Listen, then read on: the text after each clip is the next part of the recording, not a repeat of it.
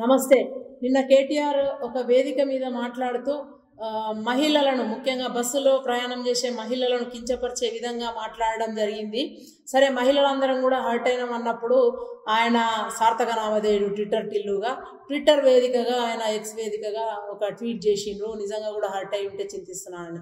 అంటే అనేటప్పుడేమో వేదికల మీద బహిరంగంగా మాట్లాడుతూ, నిర్లజ్జగా మాట్లాడుతూ, నిర్లక్ష్యంగా మహిళలను అవమానకరంగా మాట్లాడుతూ, నిజంగా కూడా మేము అడిగినప్పటికీ కూడా బాధ అవుతుంది అని మహిళలందరూ పెద్ద ఎత్తున ఉద్యమించినప్పుడు ట్విట్టర్లో ట్వీట్ చేయడం ఏంది, అట్లనే వచ్చి బహిరంగ క్షమాపణ చెప్పు కదా అని అడుగుతూ ఉన్నాం, ఇలా డిమాండ్ చేస్తూ ఉన్నాం.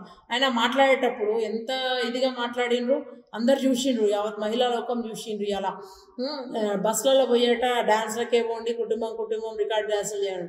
నిజంగా కూడా క్లబ్బింగు, పబ్బింగు ఇట్లాంటివన్నీ కూడా లిక్కర్ కల్చరు అంతా మీది కదా, మీ సంస్కృతి అది, మీ ఇంట్లోనే కదా. డ్రగ్స్ కల్చర్ ఒకటి, తర్వాత లిక్కర్ కల్చర్ ఒకటి, మీ దాంట్లో ల్యాండ్ కల్చర్, ఇవన్నీ అన్ని డిఫరెంట్ కల్చర్స్, గ్రాబింగ్ కల్చర్స్, ఇట్లాంటి అన్ని అడ్డమైన కల్చర్లు, సంస్కృతి అన్నీ మీవి.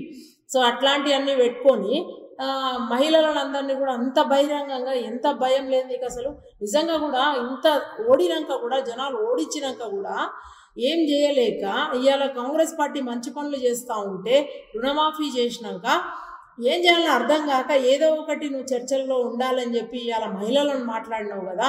ఎంత అహంకారం! ఇంకా కూడా తగ్గకపోతే కష్టం కేటీఆర్. మీకు రాబోయే రోజులలో ఇంకా నిజంగా కూడా మీకు ఇట్లాంటి గడ్డుకాలమే ఉంటుంది.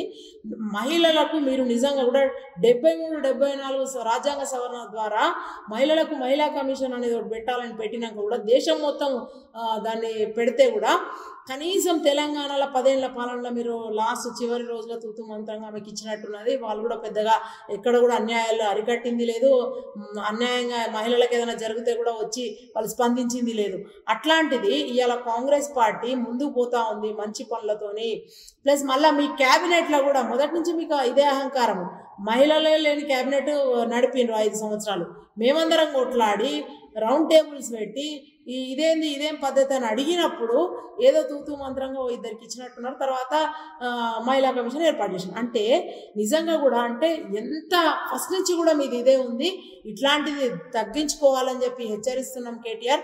బయటికి వచ్చి బహిరంగంగా నిజంగా కూడా క్షమాపణ చెప్పాలి. ఇవాళ మహిళా లోకానికి చాలా బాధ అవుతుంది. అంటే వాళ్ళు ఏమన్నా సంఘ విద్రోహం మాది, వాళ్ళు చేసింది ఏమన్నా ఏమంటారు అనైతిక పనులు అలా చేసినా ఏమన్నా అంటే ఇంట్లో మీరు ఒకవైపు మీరే చెప్తున్నారు ఖాళీగా పోతున్నాయి బస్సులు, ఖాళీ ఈ పనులు చేస్తున్నారు, మళ్ళీ దిక్కంటారు కిక్కిసిపోతున్నాయి ఫ్రీక్వెన్సీ పెంచమని. ఎస్ వినో, నిజంగా కూడా ఒకటి ఇది తీసుకొచ్చినప్పుడు మేము వాళ్ళ సంక్షేమం దిశగా ఆలోచించినప్పుడు, మహిళలకు ఒక హామీ ఇచ్చినప్పుడు ఖచ్చితంగా మధ్యతరగతి మహిళలందరూ కూడా, దానిలో బిలో మధ్యతరగతి మహిళలు వీళ్ళందరూ కూడా ఒక ప్రైవేట్ జాబ్ చేసుకునేటోళ్ళు అనుకోండి, 4,000 రూపాయలు ఆదా అవుతాయి కదా వాళ్ళకు. ఉచిత ప్రయాణం కల్పిస్తే మీకు ఎందుకంత కలుపమంటారని అడుగుతా ఉన్నాం ఇవాళ. అంటే వాళ్ళు ఉచితంగా ప్రయాణం చేసి వాళ్ళు ఆర్థిక స్వావలంబన పొందడం మీకు ఇష్టం లేదా? ఇవి చదువుకునే విద్యార్థులందరూ కూడా ఫ్రీ బస్సు సౌకర్యం యూజ్ చేసి వాళ్ళ కళాశాలలో కానీ పాఠశాలలో కానీ పోవడం మీకు ఇష్టం లేదా? అంటే స్త్రీ సంక్షేమమే మీకు ఇష్టం లేదా? మహిళా అభ్యున్నతి మీరు కోరుకోవట్లేదా? ముందుకు పోవద్దా? మహిళ అన్ని రంగాలలో ముందు ఉండొద్దా? ఎందుకు మీకు ఇంత చిన్న చూపు అని అడుగుతా ఉన్నాం. బేషరతుగా ఇలా బయటికి వచ్చి బహిరంగ క్షమాపణ చెప్పాలి. ఇది మేము ప్రధానంగా కాంగ్రెస్ పార్టీ నుంచి డిమాండ్ చేస్తూ ఉన్నాము. ఇక ముందు మళ్ళా క్షమాపణ చెప్తూ ఇంకా ముందు కూడా మళ్ళీ ఇట్లాంటి మాటలు మాట్లాడితే మాత్రం బాగుండదు. చూస్తూ ఉన్నారు మీరు ఇవాళ ఎంత పెద్ద ఎత్తున అసలైన తొలి వెలుగు. ఫాలో వాట్సాప్ @తొలి వెలుగు official.